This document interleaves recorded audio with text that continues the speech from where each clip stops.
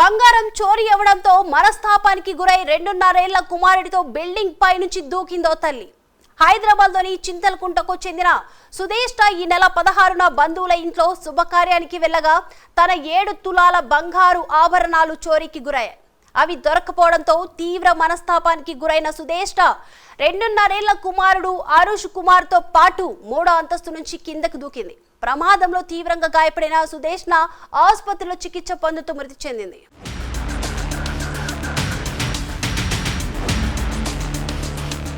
హైదరాబాద్లోని వనస్థలిపురం చింతలకుంటకు చెందిన సుదేష్నకు 4 ఏళ్ల కిందట అమ్మదయ కాలనీకి చెందిన నోముల ఆశీష్ కుమార్తో వివాహం జరిగింది. వీరు ఆగమయ్య నగర్ కాలనీలో అద్దె ఇంట్లో నివసిస్తున్నారు.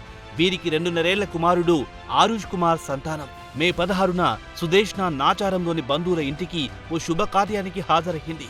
ఆ సమయంలో సుదేష్నకు చెందిన 7 తులాల బంగారు ఆభరణాలను గుర్తు తెలియని వ్యక్తులు చోరీ చేశారు. ఎంత వెతికినా అవి దొరకకుండా పోవడంతో సుదేష్న తీవ్ర మనస్తాపానికి గురయ్యింది. ఈ క్రమంలో ఆమె మంగళవారం ఆగమయ్య నగర్లోని తన ఇంటి 3వ అంతస్తుకు కుమారుడితో పాటు వెళ్ళింది. అక్కడి నుంచి కుమారుని ఎత్తుకుని కిందికి దూకింది. ఈ ఘటనలో తీవ్రంగా గాయపడిన సుదేష్న ప్రాణాలతో విలవెల్లాడుతుంటే ఇరుగు పొరుగు గమనించి సమీపంలోని ఆసుపత్రికి తరలించారు. అయితే ఆసుపత్రిలో చికిత్స పొందుతూ కాసేపటికి ఆమె మృతి చెందింది.